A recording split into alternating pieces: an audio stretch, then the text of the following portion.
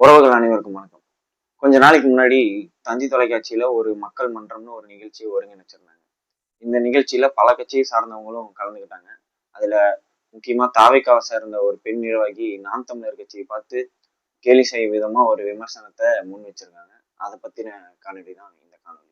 தளபதி அவர்கள் கட்சி தொடங்குவதற்கு முன்னரே மக்கள் இயக்கமாக இருக்கும்போது எங்க விஜய் அண்ணனோட போட்டோவை A4 ஷீட்ல பிரிண்ட் எடுத்து காமிச்சு 130 ஊராட்சி பகுதிகளில் உள்ள பொறுப்புகளை கவுன்சிலர்ஸை வின் பண்ணாங்க.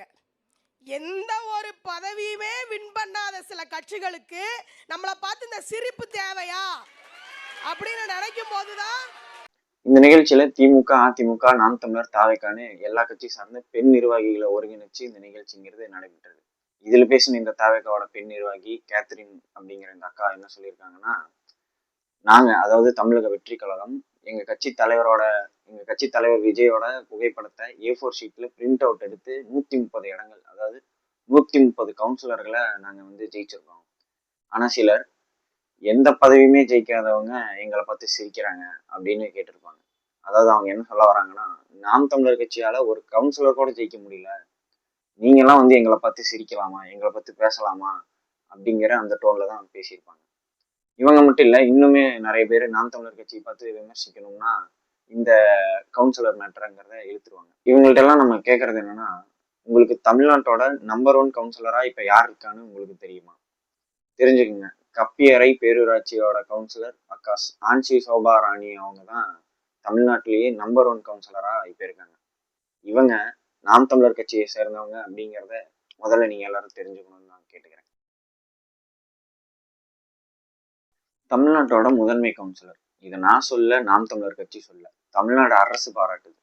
தமிழ்நாடு அரசின் பள்ளி கல்வித்துறை அமைச்சர் அன்பில் மகேஷ் பொய்யாமொழி அவர்கள் சிறந்த கவுன்சிலர்னு பாராட்டி விருது கொடுத்துருக்காங்க நம்ம அக்கா ஆன்சி சபாராணி அவங்களுக்கு. இவங்களையே நம்ம சிறந்த கவுன்சிலர் அப்படின்னு நம்ம சொல்றோம், தமிழ்நாடு அரசெல்லாம் பாராட்டுது அப்படின்னா, இவங்க பகுதியில சீர்கேடா இருந்த இந்த ஆரம்ப சுகாதார நிலையங்கள், அங்கன்வாடி மையங்களை எல்லாம் சீர்படுத்தி கொடுத்துருக்காங்க, தரப்படுத்தி கொடுத்துருக்காங்க.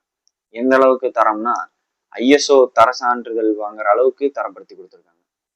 இதுக்கப்புறமேட்டு அங்க கிட்டத்தட்ட 3 கல்குவாரிகளை வந்து அந்த பகுதியில செயல்பட்டு இருந்திருக்கு. அந்த 3 கல்குவாரிகளையும் மூடியிருக்காங்க. நம்ம ஒரு கவுன்சிலராக இருந்தனால அந்த கல்குவாரி பிரச்சனையில் பேரூராட்சியில் அதை எதிர்த்து தீர்மானம் நிறைவேற்ற முடிஞ்சது. இதில் இந்த அங்கன்வாடி எப்படி இருந்ததுன்னா, ஒரு பழைய கட்டடமாக இருந்தது, டைல்ஸ் கிடையாது, இந்த கிரில் வசதி கிடையாது, திறந்த ரோடு சாலை பக்கத்தில் இருக்குது, இது திறந்தே தான் இருந்துச்சு. அப்போ நம்ம என்ன பண்ணோம்னா, நாம் தமிழர் கட்சி உறவுகள் கூட சேர்ந்து சுமார் 1.5 லட்சம் ரூபாய் செலவில் இந்த டைல்ஸ் போட்டிருக்கோம், இந்த கிரில் போட்டு ஒரு பாதுகாப்பை உருவாக்கி இந்த அங்கன்வாடியை மேம்படுத்தினோம்.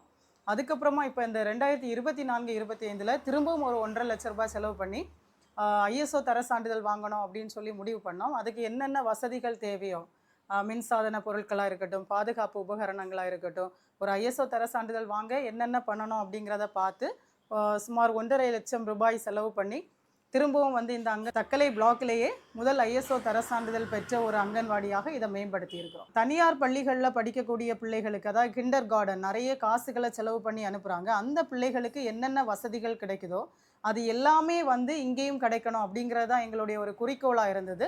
அதை நாங்கள் நிறைவு செய்திருக்கிறோம். தரமான மருத்துவம் அப்படின்னு பார்க்கும்போது இங்கே ஒரு அரசு ஆரம்ப சுகாதார நிலையம் இருக்குது. அதுக்கு வந்து தேசிய தர சான்றிதழ் வாங்க எங்களால் என்னென்ன சில காரியங்கள் செய்து கொடுக்க முடியுமோ அதை செஞ்சு கொடுத்துருக்குறோம். இதுக்கப்புறமேட்டு நம்ம பார்க்க போகிற முக்கியமான விஷயம் என்னன்னா, இந்த பகுதியில இயங்க முடியாம கிட்டத்தட்ட இழுத்து மூடுற நிலைமையில இருந்த பள்ளிகளை மீட்டெடுத்திருக்காங்க. அதுக்காக தன்னுடைய சொந்த பணத்தை 24 லட்சம் ரூபாய கொடுத்துருக்காங்க. இந்த பள்ளிகளோட தரத்தை மேம்படுத்தியிருக்காங்க. இதுக்கும் ISO சான்றிதழ் வாங்கி கொடுத்துருக்காங்க நம்ம அக்கா. இந்த மாதிரியான செயல்கள்லாம் செய்யறதுனால தான் நம்ம வந்து தமிழ்நாடோட நம்பர் 1 கவுன்சிலர் அப்படின்னு சொல்லி நம்ம பாராட்டுறோம். தமிழ்நாடு அரசும் பாராட்டுது. நம்ம இப்போ நின்றுக்கிட்டு இருக்கிறது வந்து அரசு நடுநிலை பள்ளி கஞ்சிக்குழி. இந்த பள்ளி வந்து மூடக்கூடிய நிலைமையில் இருந்தது. அதிகாரிகள் பள்ளியை மூடிக்கிட்டு இங்கே இருக்கக்கூடிய பொருட்கள் எல்லாம் எடுத்து பக்கத்து பள்ளிக்கு கொண்டு செல்றதுக்காக வந்திருந்தாங்க. அந்த சூழலில் இங்கே இருந்த தலைமை ஆசிரியர் வந்து நம்மளை அணுகுனாங்க. அப்போ நம்ம வந்து இந்த பள்ளிக்குள்ளே வர்றோம். வந்து என்ன பண்ணுறோன்னா, இந்த பள்ளிக்கு தேவையான வசதிகள், கட்டட வசதிகளாக இருக்கட்டும், அதுக்கப்புறமா கண்காணிப்பு கருவிகள் பொருத்தி இருக்கிறோம். எல்லா வகுப்பறையிலையும் வந்து டைல்ஸ் போடுறது, கழிவறை வசதிகள் உருவாக்குறது, இப்படி தேவையான சகல வசதிகளையும் பண்ணி இந்த கன்னியாகுமரி மாவட்டத்திலேயே ISO தர சான்றிதழ் பெற்ற முதல் பள்ளியாக இந்த பள்ளியை தரம் உயர்த்தி இருக்கிறோம்.